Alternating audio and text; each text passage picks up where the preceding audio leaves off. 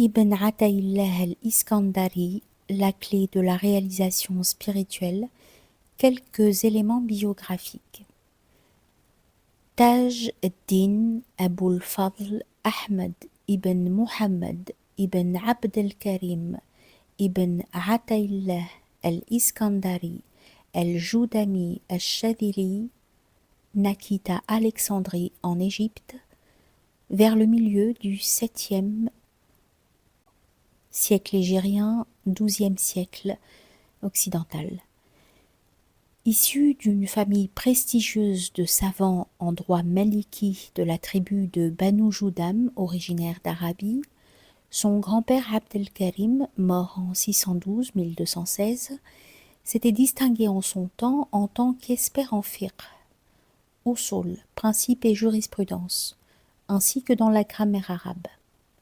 De nombreux livres lui sont attribués, tels que Al-Bayan wa al-Taqrib fi Sharh al-Tahdib, Mukhtasar al-Tahdib et Mukhtasar al-Mufassal, et fait notable, il avait fait preuve d'une très grande hostilité à l'encontre du soufisme. Le père d'Ibn Ataillah, date de mort inconnue, lui semble avoir été d'une sensibilité tout autre puisque, bien que faqih lui aussi, il fut au long de sa vie disciple du grand shir soufi Abul Hassan al-Shadhili, fondateur de la tariqa Shadhiliya. De famille aisée, Ibn Ataillah put recevoir très tôt une éducation traditionnelle islamique où il apprit la récitation du Coran, la science du hadith, l'exégèse du livre saint, tafsir, la grammaire, al-usul, la philosophie, les belles lettres et bien sûr le fiqh qui lui fut enseigné par des maîtres parmi les plus illustres, en complément sans doute de celui qu'il recevait en famille. Parmi les plus illustres de ses professeurs, l'on trouve pour l'étude du hadith Abul Ma'ali Ahmad al-Abarqawi, traditionniste shafi'ite et disciple de la Sohrawardiya de Perse, ainsi que le shafi'ite Saraf ad-Din Dimyati, un des plus prestigieux muhaddith et hufaz de son époque et disciple du shir shadhilite. Également Muhyiddin al-Maruni, grammairien le plus en vue d'Alexandrie. Pour l'étude du tafsir, Nasr ad-Din ibn al-Munayyir, grand faqih malikite qui s'établit en tafsir, usul, spéculation philosophique, arabe, rhétorique et généalogie, mais qui aussi fut aussi un disciple du shir shadhili. Ibn Ataillah fut aussi instruit par Makin ad-Din al-Asmar, cheikh des réciteurs du Coran d'Alexandrie, mais aussi disciple de Shadhili ainsi que de son successeur al-Mursi, et par Shamseddin al-Isfahani, brillant juriste shafi'ite et enseignant au Mashhad de l'imam shafi'ite au Caire. Il eut sans doute bien d'autres professeurs qui participèrent à la formation intellectuelle d'Ibn Ataillah, mais nous avons déjà suffisamment développé pour mettre en valeur le fait qu'il reçut la meilleure éducation religieuse qu'il put y avoir à son époque. Cette formation, on ne peut plus complète, venant s'ajouter à une solide soif de connaissance, le jeune Alexandrin se bâtit une solide réputation en sciences malikites alors qu'il n'avait pas encore 30 ans. Malgré l'attachement de son père au maître Abul Hassan al-Shadhili, Ibn Ataillah, lui, se reconnaissait un premier temps dans l'attitude anti-soufie de son grand-père. Le jeune homme l'avoue dans son ouvrage Lataïf el-Minan, mais il affirme toutefois que son hostilité n'était en rien appuyée par des arguments définis. D'ailleurs, ce qui provoqua sa rencontre avec le shir Abul Abbas el-Mursi, le successeur du shir Shadhili, fut une discussion avec un disciple du shir. À la suite de ce différend, Ibn Ataillah avait décidé de voir cet homme de ses propres yeux, puisqu'après tout, un homme de vérité possède certains signes qui ne peuvent être dissimulés. Il se trouva devant un homme dont les propos étaient d'un tel degré d'élévation spirituelle qu'il en resta ébahi. Ibn Ataillah raconte qu'à ce moment-là, Dieu dissipa en lui toute objection et argument qu'il pouvait nourrir jusque-là. Quelque chose l'avait atteint au cœur et il rentra chez lui pour se retrouver. Ce fut de toute apparence un moment charnier pour Ibn Ataillah, car peu après, il retourna visiter le Cheikh el-Mursi qui le reçut avec une hospitalité et une chaleur telle qu'il se sentit gêné et honteux. Ibn Ataïllah raconte: la première chose que je lui dis fut: ô maître, je vous aime. Celui-ci répondit: que Dieu t'aime comme tu m'aimes. Ibn Ataïllah poursuivit son entretien en lui faisant part de ses inquiétudes et tristesses. Le cheikh lui dit alors: le serviteur traverse 4 états, pas un de plus. L'état de grâce, de mise à l'épreuve, d'obéissance et de désobéissance. Si tu sens la grâce, alors Dieu attend de toi la reconnaissance. Si tu es éprouvé, alors Dieu attend de toi la patience. Si tu es obéissant, alors Dieu attend de toi que tu témoignes de sa grâce à ton égard. Si tu es désobéissant, alors Dieu attend de toi le repentir. Après avoir pris congé du Cheikh el-Mursi, Ibn Ataïllah dit qu'il sentait que ses inquiétudes et ses tristesses étaient comme une robe qui lui avait été ôtée.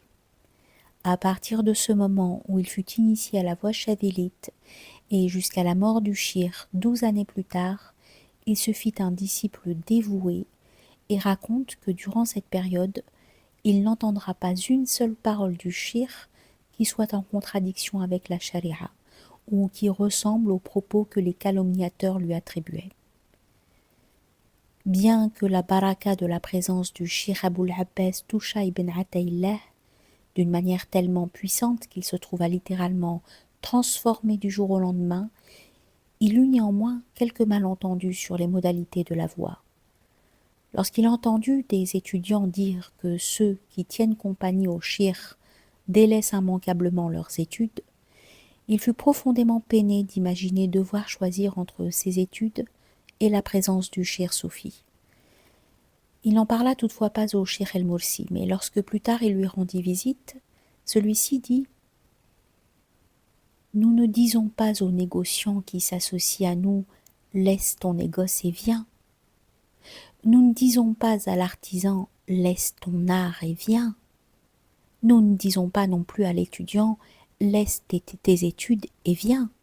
Au contraire, nous prenons chacun tel qu'il est, où Dieu l'a placé, et ce qui est décrété pour lui par nos mains, nous le lui donnons. Plus tard, Ibn Ataïllah ressentit l'envie de quitter sa haute position sociale afin de se dévouer intégralement à sa vie spirituelle dans la voie. Il était déjà un faqih bien établi lors de sa rencontre avec son cheikh. Une fois encore, sans en dire mot à son guide spirituel, celui-ci lui dit que lorsqu'un disciple lui demandait s'il pouvait abandonner son métier, il répondait que cela n'était pas du tout nécessaire, qu'il devait rester à la place où Dieu l'avait mis, puisque ce qui est décrété pour lui par nos mains lui sera conféré. Par conséquent, toute idée d'abandon de la vie du monde quitta Ibn Ataïllah et il se satisfit de son lot. Le cheikh Aboul Abbas avait prédit qu'Ibn Ataïllah deviendrait une autorité à la fois dans la charia et dans la tariqa. Selon ce que lui rapporta le fils du cheikh, Jamal ad-Din, et il dit à son père: ils veulent établir Ibn Ataïllah en fiqh. Le cheikh répondit à son fils: ils l'établiront en fiqh et moi je l'établirai en tasawwuf, le soufisme. Plus tard, lors d'une visite au cheikh el-Mursi, ce dernier dit à Ibn Ataïllah: lorsque le faqih Nasir-ud-Din aura retrouvé la santé, il te mettra à la place de ton grand-père.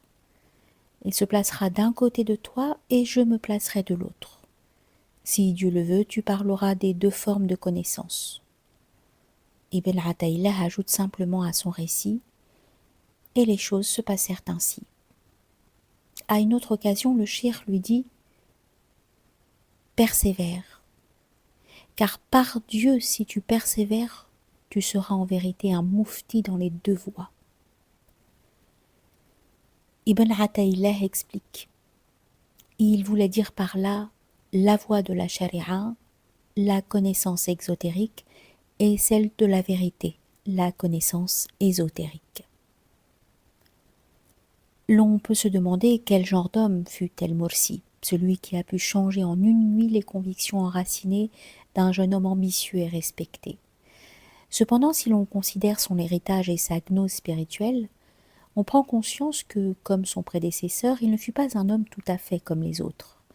Il était de toute évidence un maître réalisé spirituellement, détenant de ce fait l'intuition et la lucidité sur les choses de ce monde, lisant dans les cœurs en les éduquant, conformément à sa vocation, à sa fonction de médecin des cœurs. Non seulement son prédécesseur, le grand fondateur de la Chadhiliya, avait loué le degré d'éveil de son disciple, mais le cœur d'Ibn Ataïllah témoigna de lui-même de la vérité qu'il entendit sans même l'avertir, car une des qualités du maître soufi est de parler directement au cœur du disciple, devançant souvent la compréhension mentale. Le Cheikh Aboul Abbas fut le disciple privilégié du Cheikh Aboul Hassan Chadhilite, Qutb, pôle spirituel de son temps, et un des plus grands maîtres soufis de l'histoire de l'islam. Ibn Ataïllah raconte comment s'est produit la succession spirituelle d'un maître à l'autre. Le Cheikh Aboul Hassan Chadhili se trouvait au Caire avec un groupe de disciples et de compagnons chez Zaki al-Sarraj, où ils étudiaient le Kitab al-Mawafiq d'An-Nifari. Le Cheikh Aboul Hassan demanda où se trouvait Aboul Abbas el-Mursi. Lorsqu'il arriva, il lui dit « Oh, mon fils, parle! Oh, mon fils, parle, que Dieu te bénisse! Parle et tu ne seras plus jamais silencieux. » Le Cheikh Aboul Abbas dit « À ce moment, je me vis accorder la langue d'un cheikh. » De par son propre degré spirituel, le Cheikh el-Mursi devint aussi le qutb de son temps et fut reconnu en tant que tel par bon nombre de ses disciples. Chadhilite lui dit un jour « Ô Aboul Abbas, je ne t'ai pas pris comme disciple, sinon afin que tu deviennes moi et que je devienne toi. » Un disciple chadhilite raconte par ailleurs qu'il vit en rêve une assemblée de personnes, les yeux levés au ciel. Puis il vit descendre le Cheikh Aboul Hassan vêtu de blanc. À ce moment, le Cheikh Aboul Abbas planta les pieds fermement dans le sol et le Cheikh Aboul Hassan entre en lui par la tête et disparut. L'interprétation unanime de ce rêve fut que l'enseignement et la méthode de Cheikh Aboul Abbas seraient une pure continuation de ceux de son maître, sans divergence ou distinction. Évidemment, chacun possédait sa propre personnalité, mais l'enseignement de la voie serait le même. Le Cheikh Aboul Abbas décrivait son maître avec déférence, respect et amour. Il en était de même pour Ibn Ataïllah lorsqu'il évoquait ce premier. Concernant les fondements de sa voie, Ibn Ataïllah affirme que, à la base de sa voie, que Dieu l'agrée, il y a la concentration envers Dieu, le combat contre la dispersion, la persévérance dans la retraite spirituelle et l'invocation, ce qui caractérisait déjà la méthode du Cheikh Chadhilite. Il n'y a aucun doute sur le fait que Ibn Ataïllah appliqua à la lettre et en essence les méthodes qu'il cite ci-dessus, d'où l'intérêt de les mentionner ici. Il reprend constamment ces thèmes, notamment dans le Miftah al-Falah, comme nous le verrons.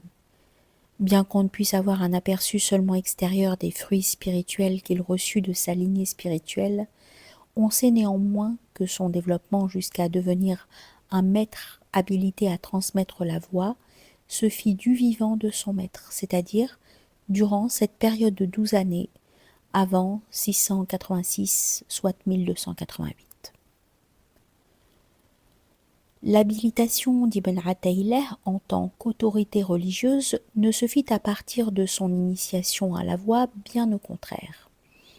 Mais en complément des admirateurs de son savoir livresque, Sa vertu, sa présence majestueuse, son éloquence et sa clairvoyance des choses subtiles lui valurent de très nombreux disciples.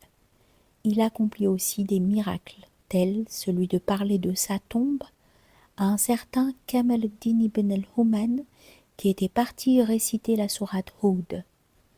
À la suite de cela, Ibn al-Human fut enterré non loin de lui. Un autre miracle attribué à Ibn Ataïleh est qu'il a été aperçu à la Mecque à 3 endroits différents par un disciple qui était parti accomplir le pèlerinage. À son retour, celui-ci se renseigna pour savoir si le cheikh avait quitté le pays en son absence. Lorsqu'on lui dit que non, il se rendit auprès de son guide qui lui demanda « Qui as-tu vu pendant ton voyage ?»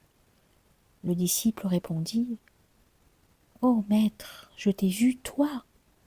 Il sourit alors et dit « L'homme éveillé emplit l'univers. S'il convoquait le Qutb, le pôle, en vérité, il viendrait. »